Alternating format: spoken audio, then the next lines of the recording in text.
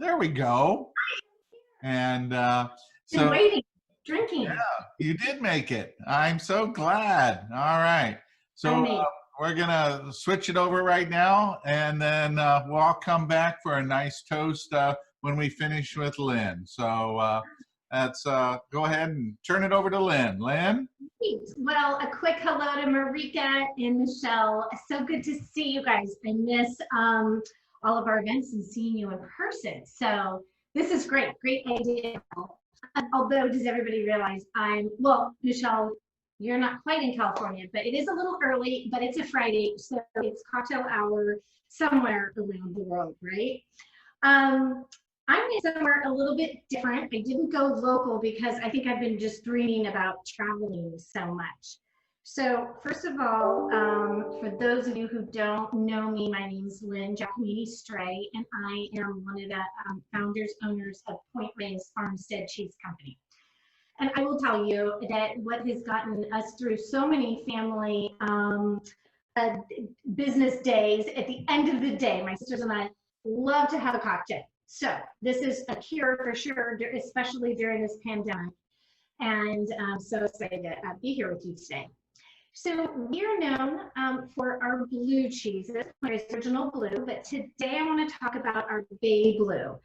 To me, this is just a great winter cheese, and the combination that we're going to be doing with my rum cocktail, which I'll talk about in a minute. But Bay Blue is what we call our savory and sweet blue cheese. It is a pasteurized cheese. It's got a nice natural rind around the outside. As you can see here from our dummy wheel, it comes with a 6-pound wheel.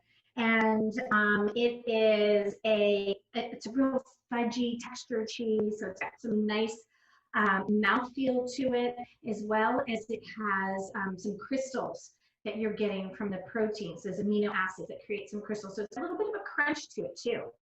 I love this cheese because we often say that those that may not say that they like blue cheese, try this, because it's not that typical pepper pungent you're probably thinking of.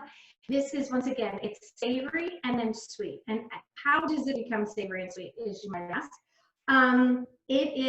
We use certain cultures, and we use a traditional rennet. So that means that it's an animal rennet, and that brings on the flavor characteristics of more of an earthy tone, a malted tone. It's like a toasted malt, like when you're in a brewery, like a granola, a toasted oat malt that's got some toasted notes to it. It has some mushroomy notes, so we kind of say it starts out almost like a little umami, and then it goes into this sweetness at the end. And that sweet flavor reminds me of like brioche bread or a graham cracker.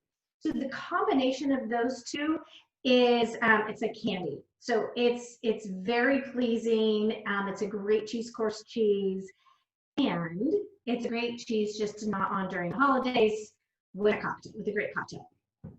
So I want to talk about this great combination.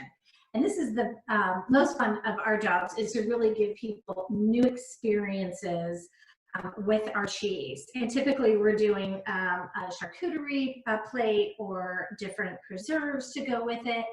But as what you'll find here now is that this in itself is like a dessert, or just being by the fire. And I think, Michael, I even sent you a little playlist on Spotify, some great jazz music during the holidays, and next to a fire, and you're really nice and toasty warm.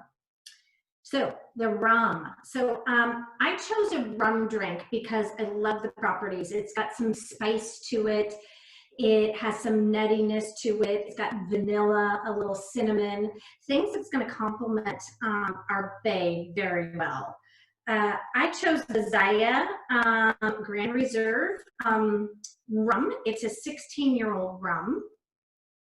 And rum is typically from, and its origination is from the Caribbean, and they use sugarcane or sugarcane molasses to distill rum.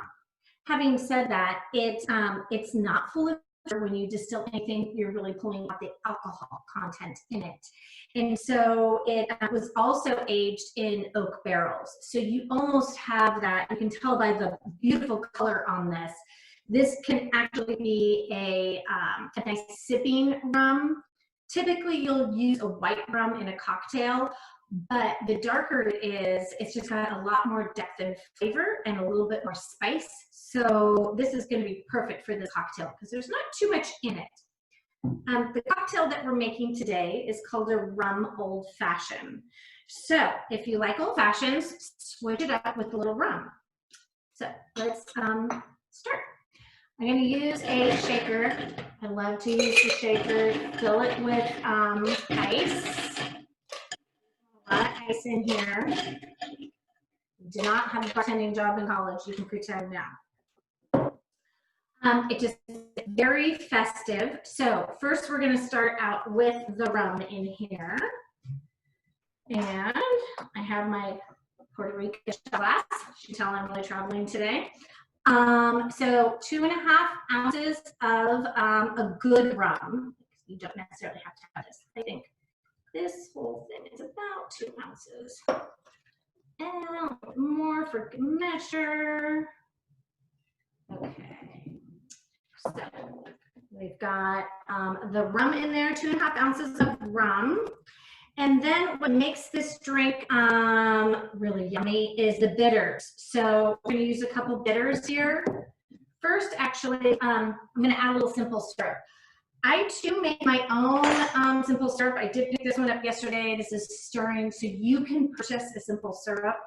But I loved that Michelle gave you an idea to use it with wine or a sparkling. I think she had it with a champagne, which was a great idea. Otherwise, if not, it's always good just to have this around. You don't need a lot. What it does is it balances out that kind of high alcohol flavor that you'll get from a really good spirit. So it just kind of balances it out, mellows it out. So you don't want a lot. This one is, I have 3/4 tablespoon. And so I just like a little bit. There you go. That's all really you need.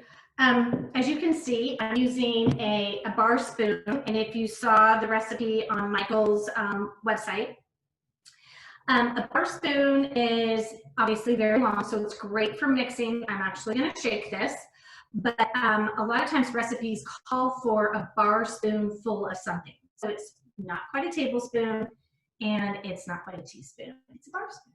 So it's fun. And if you're looking for gifts for the holidays, this is a nice little bar set here.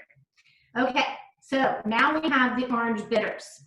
So if you're a bourbon drinker, whiskey drinker, a lot of times you'll put like an orange rind in there.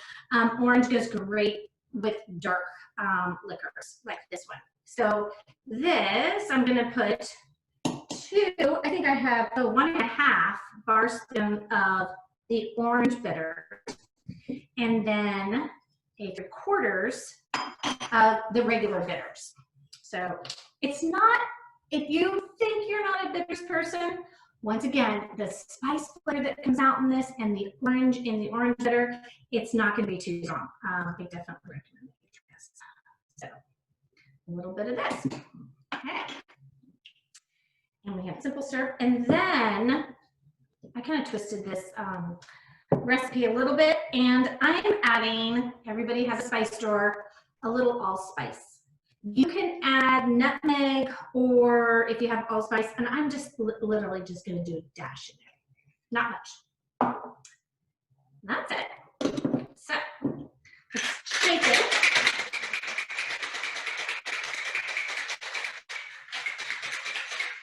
Okay, so I've got some good chicken, nice and cold. Got my nice barware, because we have to be festive. And I like the big ice cubes, the big squares, because then it doesn't melt as fast. This is much better. Another great gift, get one of these silicone big ice cube holders here. And the ice will not melt as much, so you won't have as much wateriness in your drink. You really want to taste the spirit. Okay, so here we go. Now, The next thing we want to do is take an orange, and here we go. We want to do an orange rind in here, and it'll just kind of add to that orange flavor. And I am just using a potato peeler. And what you want to do is just go really thinly next to the here. So you don't want the white part of the citrus if you're putting, whether it's lime, lemon, or orange. That'll give it too much bitterness. But so like this is perfect. So it's still orange in here.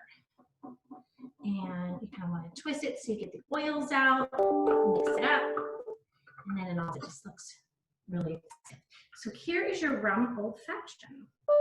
Michael, I wish you had the fixing so you could have one with me, but obviously you don't. Ooh, I love it. It's almost, in one sense, I feel like I'm on the beach in the Caribbean.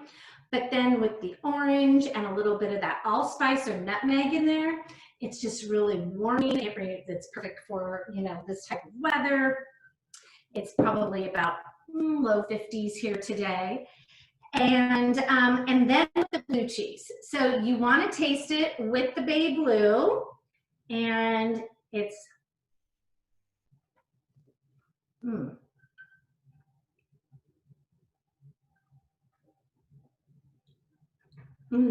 the sweetness in the blue pairs so nicely with the vanilla that's in the rum and the spice, and you get a little bit of oak. This is just a great combination. I love this combination. And once again, it's something different. Pull out your rum, go to a new and exciting place on your cocktail list this winter season, and start playing around with rum, because it's a big drink. Michelle, I see you there. Do you have rum? You need to get some rum.